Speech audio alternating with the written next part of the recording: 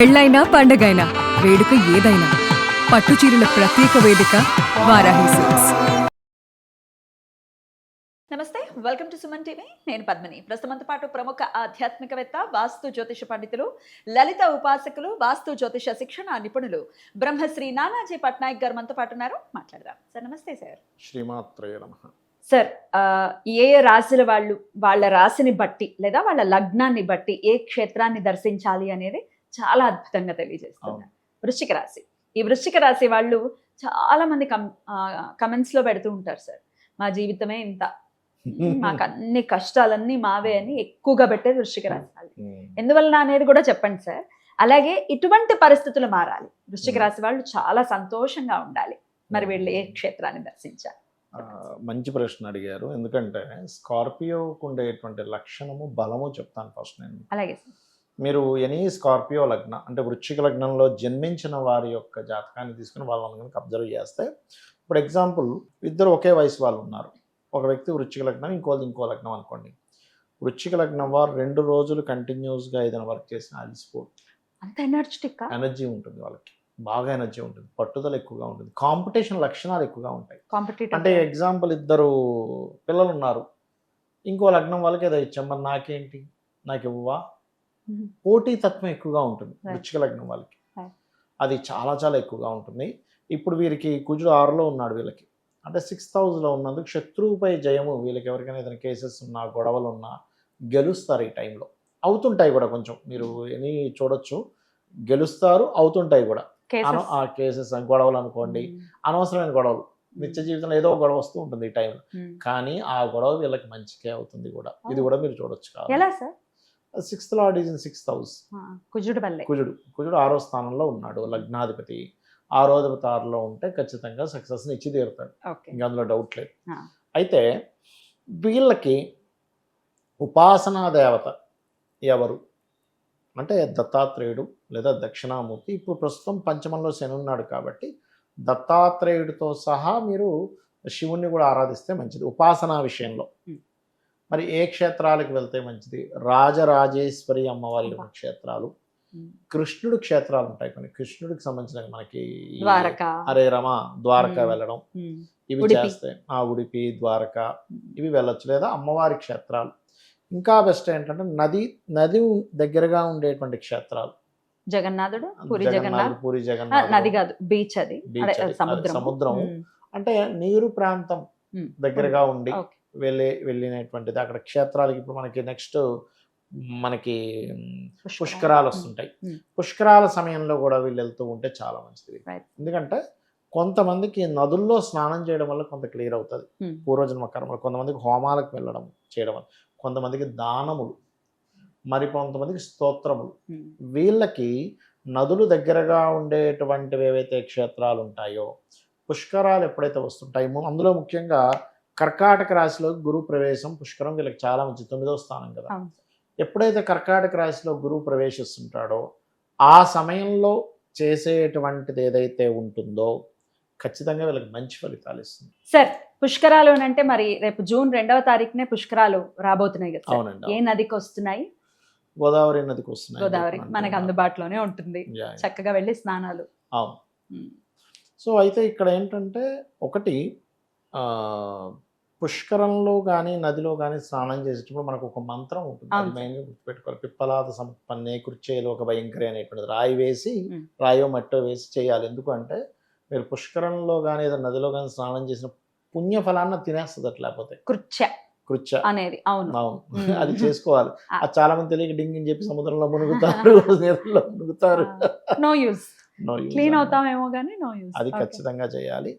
వీళ్ళు ఏంటంటే క్షేత్రానికి వెళ్ళి అక్కడ అన్నదానం గనక చేయగలిగితే, ఏమంటే ఇప్పుడు మేము అక్కడికి వెళ్ళి వండుకోలేం కదండి అంటే సత్రాలు ఉంటాయి, క్షేత్రాలు.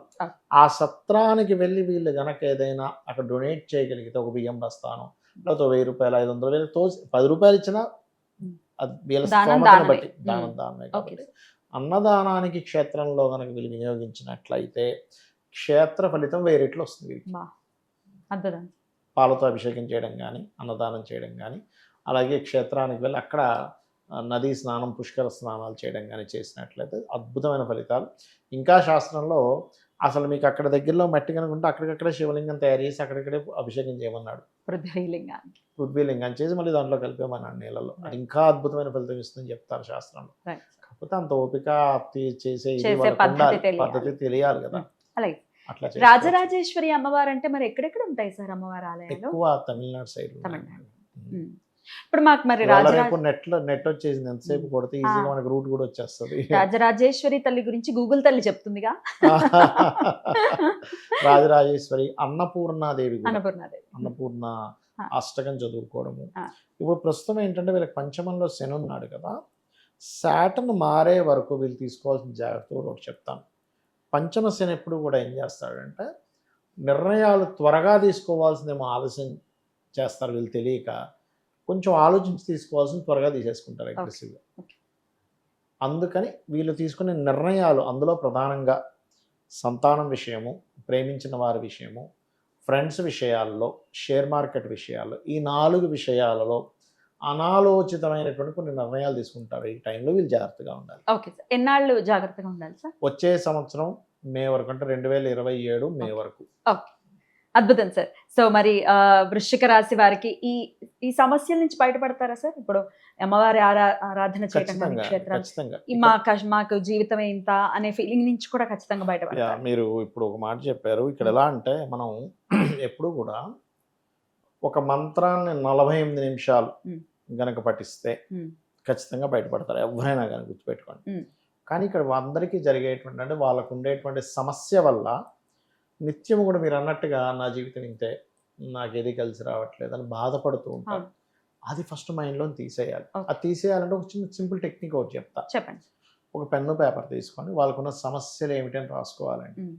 ఇందులో ఇవి సమస్యలే కానీ ఇవి ఎప్పటికీ క్లియర్ అవ్వని కొన్ని ఉంటాయి.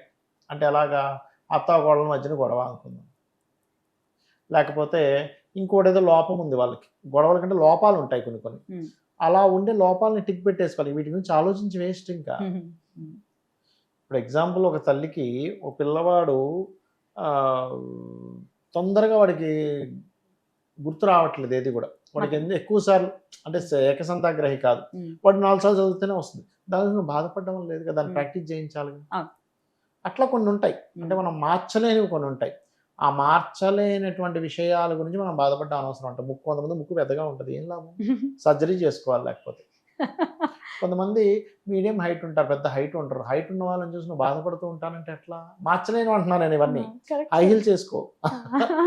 అంటే నేను అనేది ఏంటంటే కొంతమంది తెలియక మార్చలేని విషయాలను కూడా తలుచుకొని బాధపడే వాళ్ళు ఉన్నారు. ఇవి నేను మార్చలేనా, ఈ మార్చలేను కూడా టిక్ పెట్టి పక్కన తీసి. అంటే నేను ఎందుకు చెప్తున్నా అంటే పేపర్ మీద పెట్టమని చెప్తున్నా అంటే, మీరు పెన్ పేపర్ తీసుకుని పేపర్ మీద పెట్టినటువంటి సబ్ కాన్షియస్ మైండ్కి కనెక్ట్ అవుతుంది. మీరు ఎప్పుడైతే సబ్ కాన్షియస్ మైండ్కి ఎస్ ఇది అనవసరంగా నేను బాధపడుతున్నానో క్లారిటీ ఇస్తుంది, దాన్ని ఫస్ట్ తీసేస్తుంది. రెండవది, మార్చగలిగేవి ఎంతకాలం పట్టొచ్చునో క్యాలిక్యులేషన్ చేసుకోండి. అప్పు ఉంది, లేకపోతే ఏదో కంప్లీట్ అవ్వాలి, బ్యాక్లాగ్స్ ఉన్నాయి, ఇంతకాలం పడుతుంది, ఏం చేస్తే ఇంతకాలం పడుతుందో క్లారిటీ రాసుకోండి.